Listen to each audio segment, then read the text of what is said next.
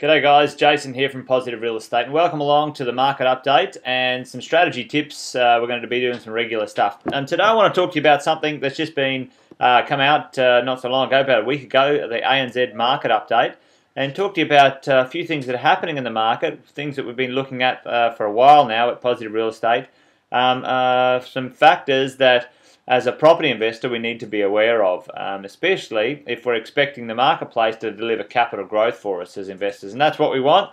We want some capital growth to get some wealth for the short term and the long term. We need equity to keep our portfolio growing and rolling along. What's going to drive up market factors? When we do some seminars and we talk to our clients all around Australia, we talk about two factors in the marketplace.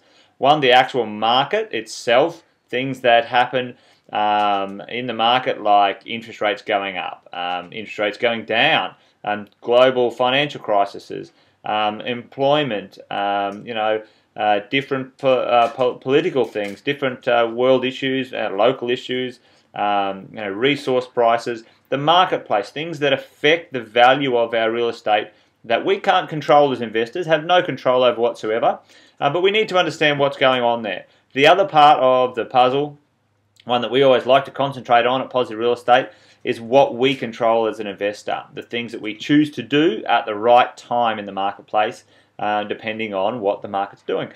Things like, should we or can we buy a property at a discount? Can we renovate that property, and do we renovate it now or do we renovate it later? Can we buy something like a duplex or a block of units and strata title it and fix it up? Can we buy a large block of land and do a subdivision? Can we buy maybe even a bigger block of land and do a small development, or even buy a property off the plan, something that's 18 months, 2 years away from completion, and hopefully at the right timing in the marketplace we can get some upswing in our value. Things we like to concentrate on and see we can control as investors, things that we can get our hands dirty, sink our fingers into it. But anyway, today I want to comment on the ANZ report, and it's a pretty good one, and it talks about this massive undersupply, this pressure in Australia of residential real estate. Now, it shows these little graphs here. I don't know if you can see that, and it sort of says, underlying demand, massive shortage, all those sorts of things. Now, it's not a nationwide shortage. It's not absolutely disastrous everywhere in Australia. It's only concentrated in a number of places, predominantly New South Wales, and that's the place that's got the most undersupply right now. Its vacancy rates are the lowest they've ever been in New South Wales, and we've got some really high yields. If you head just a little bit west of Western Sydney, you get some fantastic property. You can buy a house out there for $250,000 in a rent for $300 a week. Fix that thing up and you can get rents for $320, $330, $340. Fantastic investing.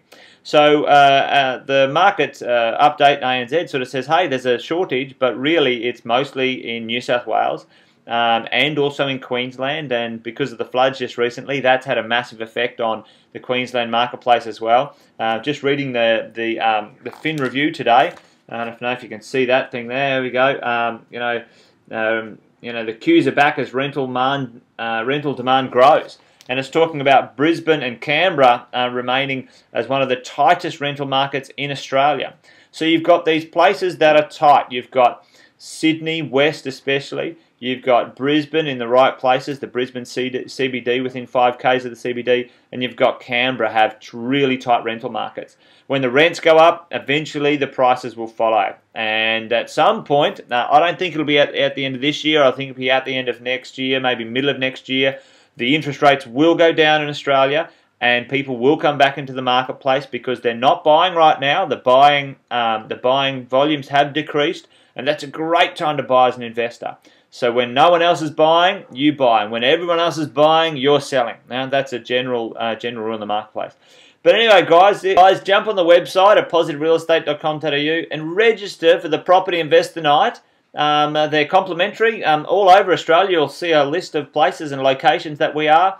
And when you register, you'll receive an email, a bit of an update of the location and the time of when we're going to have those events. And definitely when you come along, you'll get a chance to do a bit of networking and chatting with some other property investors as well. And you'll get to meet our coaches, our head coaches around Australia. They're fantastic property investors themselves. I've got many property investments under their belt, and they're very experienced. So get yourself along. Love to see you there. Take care out in the marketplace, and see you soon.